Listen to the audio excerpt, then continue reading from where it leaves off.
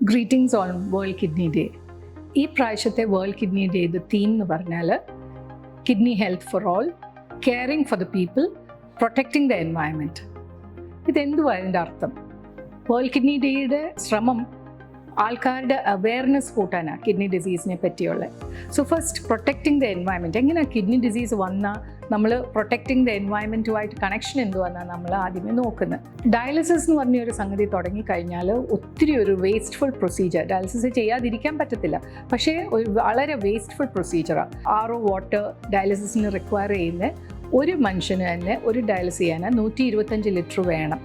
അതുകൂടാതെ അതിൻ്റെ 2 ഇരട്ടി RO വാട്ടർ ഉണ്ടാക്കാനായിട്ട് വേസ്റ്റായിട്ട് പോകുന്നുണ്ട്. അപ്പോൾ വെള്ളത്തിൻ്റെ എന്തുമാത്രം യൂസ് വരുന്നുണ്ട് എന്ന് നമ്മൾ ആലോചിക്കണം. ഇതുകൂടാതെ dialyser, tubings, pricking needles, all these are adding to the waste and this has to be disposed well. ഇതെല്ലാം നമ്മുടെ അറ്റ്മോസ്ഫിയറിനെയും നമ്മുടെ എൻവയൺമെൻറ്റിനെയും പൊല്യൂട്ട് ചെയ്യുക. സോ നമ്മുടെ first step is make a greener dialysis. എങ്ങനെയാണ് നമ്മൾ ഗ്രീനർ ഡയാലിസിസ് ഉണ്ടാക്കുന്നത്? അത് more compact, more efficient dialysis ആക്കണം.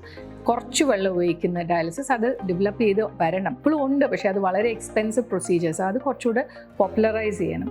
അതുകൂടാതെ waste management and water management and reuse of the water which we have wasted അതും കൂടെ ചെയ്യണം. ഇതിനെല്ലാം അപ്പുറം നമ്മുടെ ആൾക്കാരെ പ്രൊട്ടക്റ്റ് ചെയ്യുന്ന ഏറ്റവും അത്യാവശ്യം protecting the people. How do we protect the people? ആദ്യമേ തന്നെ നമ്മൾ എന്താ ഈ ഡയാലിസിസിലോട്ടൊന്ന് പോകുന്നത്? നമ്മൾ പോകുന്നത് കിഡ്നി ഡിസീസ് വരുന്നത് തന്നെ ഓഫ്കോഴ്സ് നമുക്ക് ജെനറ്റിക് ഫാക്ടേഴ്സ് ആകാം, ഫാമിലി ജെനറ്റിക്സ് കൊണ്ടാകാം. പക്ഷേ diabetes, hyper tension, urinary infection, stones, obstructive disease, ഇതൊക്കെ പല സംഗതി കൊണ്ട് വരാം. ഞാൻ ഇന്ന് ഫോക്കസ് ചെയ്യുന്ന for example hyper tension. Hyper tension വന്നു കഴിഞ്ഞാൽ നമ്മൾ എങ്ങനെ അത് ഡിറ്റക്റ്റ് ചെയ്യുന്നത്? യങ് ഏജ് തൊട്ടേ ആൾക്കാരെ സ്ക്രീൻ ചെയ്യാൻ തുടങ്ങണം. പ്രഷർ ഉണ്ടെങ്കിൽ അതിൻ്റെ കാരണം എൻവയൺമെൻറ്റൽ ഫാക്ടേഴ്സ് ആകാം. ചിലപ്പോൾ നമ്മൾ ഒത്തിരി വണ്ണമുള്ളവർ ഒബീസ് ആയിരിക്കാം. കഴിക്കുന്ന ഫുഡിനകത്ത് ഒത്തിരി സോൾട്ടും അഡിറ്റീവ്സ്, ബേക്കറി ഫുഡ്സ് എല്ലാത്തിനകത്തും സോഡിയം ഒത്തിരി ഉണ്ട്. സോ അതുകൊണ്ടാകാം. സോ അല്ലെങ്കിൽ പിന്നെ നമ്മൾ കുറേ ടോക്സിൻസ് ഫുഡിനകത്തെ ചേർക്കുന്നത് കൊണ്ടായിരിക്കും.